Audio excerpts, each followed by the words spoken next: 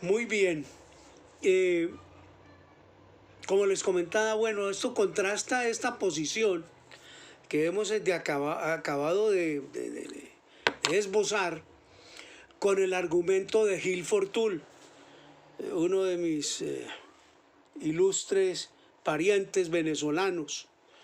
Yo desciendo también de los Fortul de la frontera, de don Pedro Fortul, y que también tiene que ver mucho con el general Santander,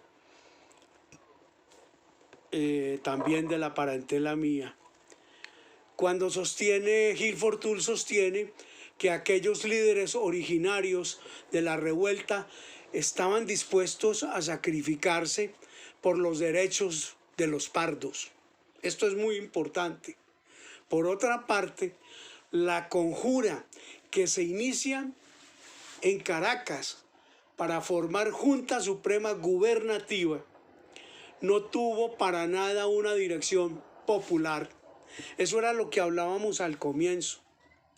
Eso era la rebelión de las élites de la época para mirar cómo ellos podían entrar al gobierno. Lo mismo sucedió en la Nueva Granada, lo mismo sucede en Quito, lo mismo sucede en el Perú y lo mismo sucede en el en el virreinato de La Plata, el virreinato de Buenos Aires. Entonces miremos, por ejemplo, quiénes estaban ahí comprometidos con esta conjura. El conde de San Javier, el conde de Tovar, el conde de la Granja, el marqués del Toro, que después tiene mucho que ver en unas revoluciones y contrarrevoluciones después del fallecimiento de Bolívar, pero ese será tema de otra charla.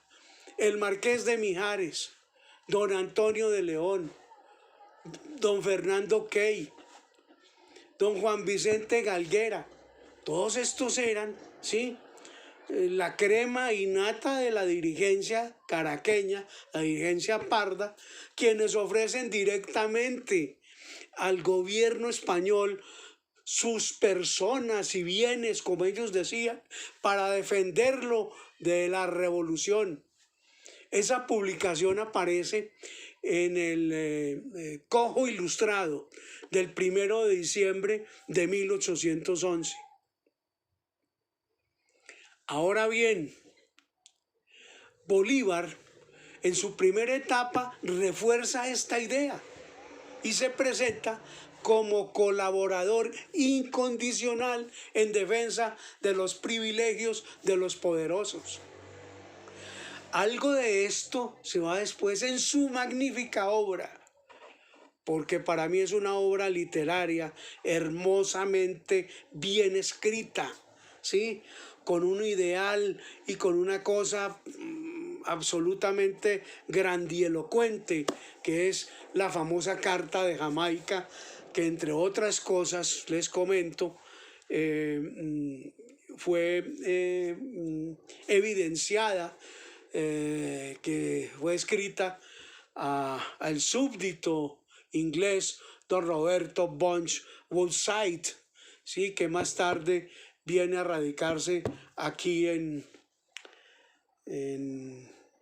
la Nueva Granada y casa en segundas nupcias también con mi tatarabuela Dolores Mutis y Amaya, que era sobrina nieta del sabio Mutis.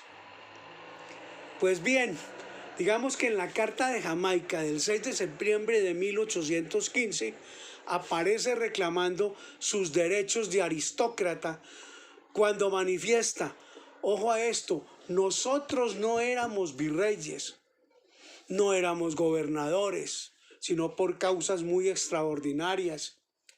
No éramos arzobispos y obispos muy pocas veces, diplomáticos nunca, militares solo en calidad de subalternos, nobles sin privilegios reales.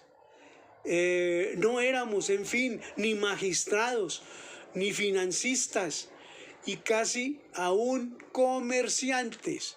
todo en contravención directa a nuestras instituciones. Entonces, todo este posicionamiento de la época empieza a madurar, ¿sí? Y a hacer una honda reflexión en las ideas políticas, en las ideas constitucionales y en las ideas liberales de la época, ¿sí? Presentada por Rossio.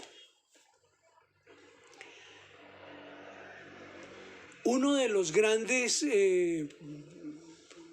digamos, patrocinadores desde la sombra de las ideas de Rossio a través de sus lecturas y de sus conversaciones es cuando esos principales ideólogos, ojo a lo que voy a decir, masones, que no están muy bien conformados dentro de la ideología de Rossio, pero que tienen mucho que ver, ¿sí? Aquí yo sé que va a haber alguna discusión al respecto, pero hay evidencias, ¿sí?, de que Rossio era masón.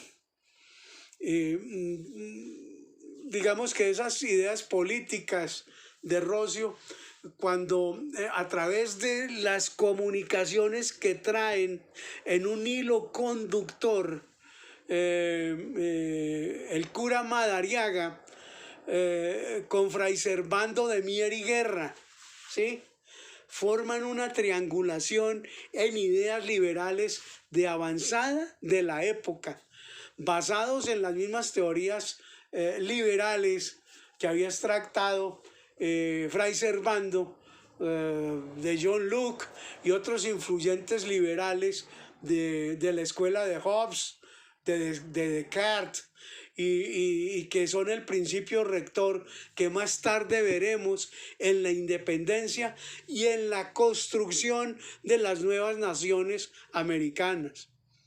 En efecto, Cortés de Madariaga, para que hagamos un breve paréntesis sobre él,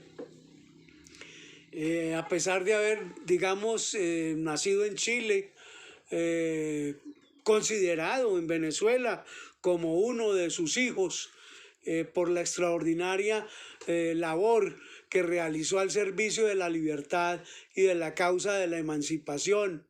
Es un canónigo de Merced de la Catedral de Caracas, muy buen escritor, orador y político, un gran orador, entre otras cosas, al que la historia no lo ha tratado muy bien, y político, que fue una de las figuras principales del 19 de abril de 1810. Madariaga fue uno de los representantes del clero, ¿sí?, que se rebeló contra la monarquía española.